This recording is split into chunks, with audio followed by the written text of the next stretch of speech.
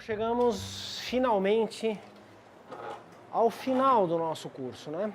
Olha, gente, tradicionalmente eu encerro esse segundo semestre de Brasil Colônia problematizando a abrangência geral do curso, não só o de Colônia 2, mas incluindo o de Colônia 1. A gente tem que dividir formalmente as coisas, quer dizer, não dá para dar aula de, enfim,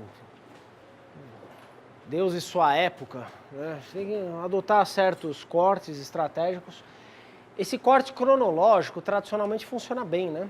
Para Colônia. Então, Colônia 1, séculos 16 e 17, Colônia 2, séculos 18 e 19, né? Essa parcela do século 19 que nos interessa. E como, enfim, praticamente todos vocês já passaram por esse curso de Colônia 1 aqui no departamento, vale a pena, então, a gente deixar um pouco de lado essa formalidade do 1 e 2, né, e tocar em questões que são substantivas na medida em que são questões temporalmente abrangentes. São questões temporalmente abrangentes e também espacialmente abrangentes. Há uma razão de ser para isso. Porque justamente ao longo desse período todo, né, tradicionalmente enfocado em Colônia 1 e Colônia 2, mudam espacialidades que conferem sentido histórico aos fenômenos que nós observamos. Ou seja, ao longo desse período todo, né, o que dá lógica, o que dá sentido para o que é especificamente contemplado, né, pode ser bem apreendido em termos espaciais. Por isso que eu chamei essa aula, uma formulação, enfim, preliminar, a parte e o todo, dinâmicas da colonização, séculos 16 a 19. Bem, em linhas gerais, pessoal, o que eu quero discutir com vocês hoje são os limites da nossa observação, né? Para onde devemos olhar quando temos diante de nós o desafio de compreendermos um fenômeno, um evento, uma realidade específica inscrita nessa história da colonização portuguesa da América? Para onde deve, enfim, se voltar o nosso olhar? Obviamente, nenhum desses aspectos, nenhum fato, nenhuma realidade específica, nenhuma feição social específica, ela é compreensível apenas por ela mesma, né? Toda e qualquer coisa que queiramos entender no plano de uma observação histórica deve partir do pressuposto de que os fenômenos históricos eles têm distintas abrangências. Ter distintas abrangências significa que o significado, desculpa a redundância, significa que o significado daquilo que nós queremos entender está sempre parcialmente não naquilo que nós queremos entender, mas em algo que compõe com aquilo que nós queremos entender uma unidade histórica, uma unidade lógica. Repito então a pergunta, né? Até onde nos leva a observação de algo que possa ser tido como característico da história da colonização portuguesa da América, a história desse Brasil colônia, né, que é muito mal compreendido por meio dessa expressão, conforme já tive oportunidade de discorrer, né, em outras ocasiões. Olha, hoje durante o atendimento, eu estava conversando com alguém que não está presente aqui, e ele escreveu lá no trabalho, eu tive a oportunidade de retificar essa afirmação, porque eu retifico, eu anoto, enfim, coisas que eu acho que são mais importantes, né, que permitem, enfim, o desenvolvimento de um pensamento mais apurado, né. Às vezes a gente pega no pé com alguns detalhezinhos e tal, mas essa era uma observação que valia a pena criticar, porque é uma observação muito comum, né, da parte de estudantes de história, da parte de, enfim, interessados em história, não estudantes ou não profissionais, né, a afirmação de que algo, é uma presunção de que algo está à frente do seu tempo. Também em outra ocasião, eu tenho a impressão, isso deve ter ocorrido no primeiro semestre desse ano, eu devo ter criticado já essa presunção, tomando com algum pretexto, enfim, talvez Maurício de Nassau como um governante à frente de seu tempo, enfim, algum lugar comum, né, dentre muitos lugares comuns, que adquirem uma concretude por meio dessa presunção de que algo pode estar à frente de seu tempo. Nada, obviamente, está à frente de seu tempo. Por quê? Estar à frente de seu tempo, né, implicaria, né, na existência de um futuro definido de antemão. Não é? Ora, para que nós soubéssemos que algo esteve à frente do seu tempo, teríamos que saber o que veio depois desse tempo, não é verdade?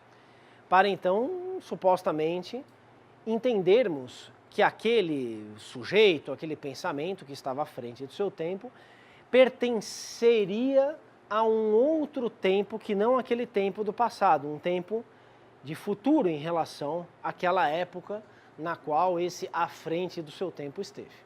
Isso é óbvio, não é, pessoal?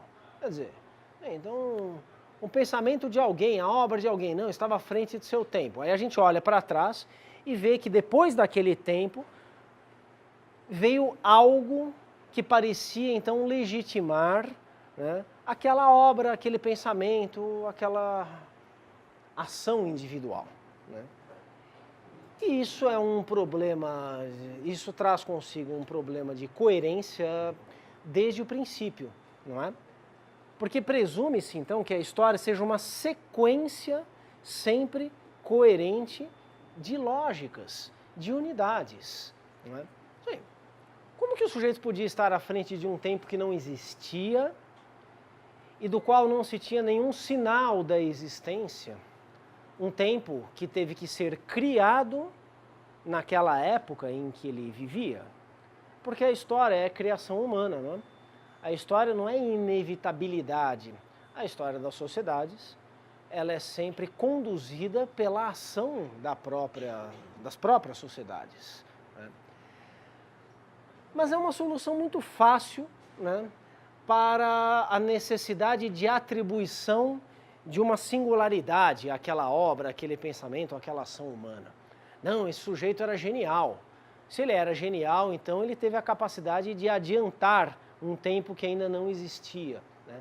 Não, geralmente esses gênios, essas obras, esses pensamentos, né, que são vistos dessa maneira equivocada, dessa maneira absolutamente incoerente do ponto de vista de um raciocínio histórico, eles são especiais porque eles têm a capacidade de sintetizar elementos do seu próprio tempo. Né? Daí reside, então, a condição de singularidade, né, desses fenômenos, desses agentes, desses indivíduos. São capazes de captar elementos daquele tempo em que eles vivem e oferecer uma síntese com muito mais clareza, com muito mais profundidade do que a maioria dos seus contemporâneos. Né?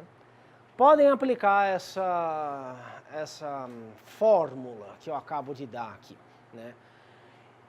Os que supostamente estariam à frente do seu tempo estão perfeitamente conectados ao seu tempo e são capazes, então, de oferecer elementos daquele tempo que se tornam mais visíveis a partir do pensamento, a partir das elaborações desta ou daquela pessoa. São, portanto, homens e mulheres perfeitamente alocados no seu tempo. Marx era um sujeito à frente do seu tempo. Não, Marx está perfeitamente inserido ali no século XIX, né, numa tradição de pensamento, de economia, de política, né, de convulsões sociais, está observando essas coisas, está evidentemente projetando o futuro, né, só que o futuro, em última instância, projetado por ele, não se realizou. A genialidade, enfim, a capacidade especial de um indivíduo como Marx, em termos, enfim, para pegarmos um grande cientista social, não reside em antecipar um tempo que estava por vir, mas sim traduzir o tempo em que ele vivia de uma maneira especial, de uma maneira, inclusive, capaz de ser aproveitada em outros momentos. Ah, mas Freud, o pai da psicanálise, era um sujeito à frente de seu tempo. Não. Típico pensamento de uma sociedade de indivíduos que não tinha muito tempo de existência assim, né, no final do século XIX, no começo do século XX, né, típica tradução, então, de demandas advindas do triunfo do indivíduo, né, como o elemento definidor da sociedade. A sociedade passa a ser pensada, então, a partir do indivíduo e não a apresentar o indivíduo como consequência da sociedade. Nós vivemos ainda uma sociedade de indivíduos, quer dizer, nós tendemos a maximizar, né, a presença de um indivíduo na sociedade, nós tendemos a enxergar a sociedade a partir de indivíduos, nós, enfim, partimos da nossa auto-observação, nos valorizamos e tentamos sobreviver às mazelas advindas, né, dessa fragmentação da sociedade, desse desenraizamento da sociedade, criado pelo individualismo de tipo moderno. A psicanálise, então, né, de Freud, atende perfeitamente a demandas que estavam sendo criadas ali, nessa passagem do século XIX para o século XX, que são demandas atuais. Não porque Freud estivesse antecipando nada, mas sim porque ele estava sintetizando elementos de uma sociedade que ainda perdura, que ainda existe. Isso, claro, se nós aceitarmos a pertinência da psicanálise. Mas não me interessa aqui a psicanálise como ciência ou como tratamento, não é disso que se trata, mas sim como formulação de um pensamento, como diagnóstico de uma sociedade, o diagnóstico pelas demandas. Por um lado, eu posso estar me referindo a uma história de heróis, que sem dúvida nenhuma é uma história que individualiza o homem na sociedade, mas por outro lado também eu posso estar me referindo a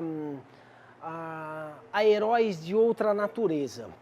Não os heróis governantes, os heróis líderes militares, mas os heróis antecipadores do futuro. Os heróis governantes, os heróis militares foram aqueles destruídos então pelas formulações historiográficas da escola dos Anali. Isso para citar, digamos, uma fonte especialmente poderosa, né, de desmistificação desse tipo de explicação histórica. Não achemos que tudo começou na França, que tudo tem uma origem única e que vai se irradiando para outros espaços. Em outros ambientes historiográficos europeus já haviam elaborações muito semelhantes de desconstrução desse tipo de herói. Aqui estamos nos referindo menos a esses personagens do que a outro tipo de personagem. É um personagem, digamos, mais silencioso, mais profético, mais profundo, né, ao qual costuma se atribuir, então, a capacidade de antecipar a história. Os indivíduos só nos interessam como parte de uma sociedade, como indivíduos sociais. Nós não estudamos o indivíduo pelo indivíduo, concebendo as individualidades do indivíduo em caráter absoluto. As individualidades, elas só nos interessam, né, como desvios ou como reforços de comportamentos sociais. Sim? Então, vocês querem escrever uma biografia, vocês querem estudar um indivíduo na história, podem fazê-lo perfeitamente. É um ponto de partida tão legítimo quanto tantos outros, né? O que não podemos fazer é, o ponto de chegada, ser o mesmo, ou seja, o indivíduo em si. Ele tem que ser uma tradução da sociedade, portanto, um indivíduo no seu tempo. A humanidade como espécie, ela tem uma dimensão evolutiva, isso não há nenhuma dúvida, né? Não joguemos fora essa obviedade, porque afinal de contas nós estudamos fenômenos relativamente recentes da história do universo, digamos, né? Sim, os nossos fenômenos, eles são aí de no máximo 100 mil anos atrás, um pouquinho mais, a depender, enfim, do nosso olhar específico, né? Enfim, 300 mil anos, sim, 1 milhão de anos, pronto, isso já começa a escapar do domínio do historiador. Não deve escapar, né, do conhecimento do historiador. Porque se nós descartarmos, então, uma concepção evolutiva da história, que temos que descartar, quer dizer, a ideia de que a história está sempre em direção ao aprimoramento do mundo, né, que ela tem uma seta, que ela sabe para onde caminha, mesmo que as pessoas não se deem conta disso, né, essa ideia, né, o descarte dessa ideia, que deve ser feito, né, não implica, obviamente, nós ignorarmos que, enfim, um dia nesse planeta existiam macacos que evoluíram biologicamente e que se tornaram homens modernos a formar sociedades. Que fique bem claro isso, tudo bem, pessoal? Porque às vezes a gente vai com muita sede ao pote, né, e acha que a história significa todas as coisas, inclusive aquelas que escapam ao domínio das sociedades. Nós estamos falando da história das sociedades, né? A história do universo, a história, enfim, do Homo sapiens, tem dimensões evolutivas, não há nenhuma dúvida. Isso permite, inclusive, que astrofísicos digam, olha, daqui a 1 milhão de anos uma estrela vai entrar em colapso, porque, enfim, é o destino de todos os corpos celestes, etc. e tal. Isso é perfeitamente razoável. Esse tipo de previsão do futuro, completamente distante das tentativas de previsão de futuro na esfera das sociedades humanas, que são as únicas que nós conhecemos até o momento. Nós, humanos, só conhecemos as sociedades humanas. A ideia de evolução, então, da história, né,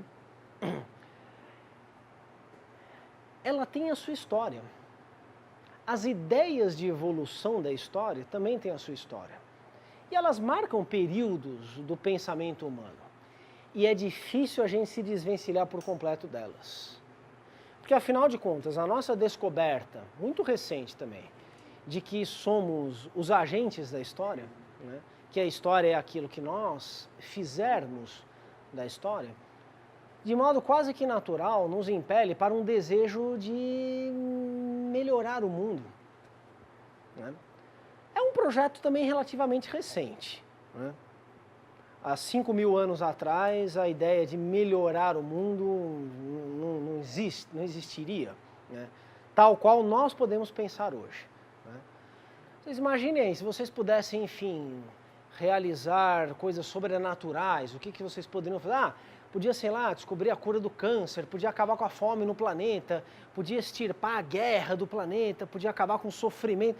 Sim, são todos ideais aí advindos dessa sociedade de indivíduos que individualizou tanto o indivíduo que cria então esse movimento contrário, né, que é uma espécie de volta apaixonada a valores coletivos, né? Isso então é uma criação dessa sociedade de indivíduos. Isso é uma criação do desenvolvimento da economia mundial assentado na indústria bélica, das grandes catástrofes que foram as guerras mundiais. Começou de certo modo com as guerras napoleônicas, mas pegou fogo mesmo com as duas grandes guerras do século XX. Então a ideia de aprimoramento do mundo, né, de certo modo carrega consigo também uma concepção evolutiva da história. Nós precisamos caminhar como coletivo diríamos hoje, de 7 bilhões de indivíduos, nós precisamos caminhar em direção ao mundo melhor, né? Falar isso é singelo, né? O que nós queremos no mundo? Nós queremos um mundo melhor. Ninguém vai dizer, não, eu acho que o mundo daqui a 100.000 anos tem que ser um mundo muito pior do que o... vamos trabalhar para viver as coisas intensamente no presente, para destruir o mundo. Não, mas e as gerações dos nossos filhos, dos nossos netos? Também tem uma concepção evolutiva aí, né, típica do nosso tempo, né? Bom, como quer que seja, nós acreditarmos que o mundo melhorará porque nós queremos melhorar o mundo, implicaria então acreditarmos numa concepção evolutiva da história, né?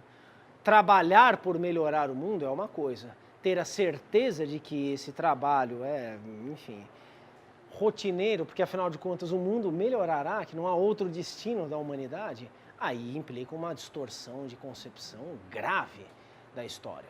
Temos e também outras formas que são coexistentes a esse humanismo bem intencionado, típico da sociedade de indivíduos.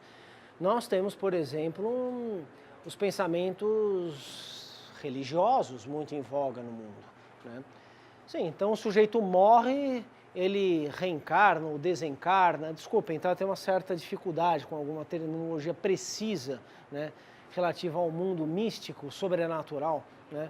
ou então, enfim, a humanidade passará pelo juízo final, ou o sujeito vai ser julgado e pagará pelos crimes que ele cometeu e vai para o inferno, vai para o paraíso. Tem gente que acredita nisso até hoje, né? Que depois de morrer o sujeito, enfim, vai passar por um tribunal para ver se ele vai para o inferno, se ele vai para o paraíso, se ele vai para o purgatório, né? São crenças sociais muito importantes, ensejadas por uma concepção evolutiva da história, isto é, a história como tendo um sentido, uma direção.